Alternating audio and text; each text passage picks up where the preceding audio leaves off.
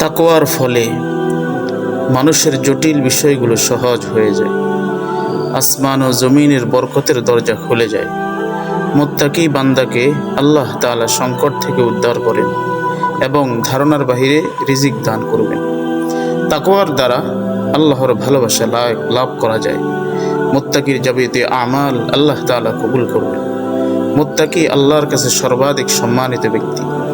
তাকওয়ার অনুসারীরা দুনিয়া ও আখিরাতে খোঁজখবর লাভ করবে।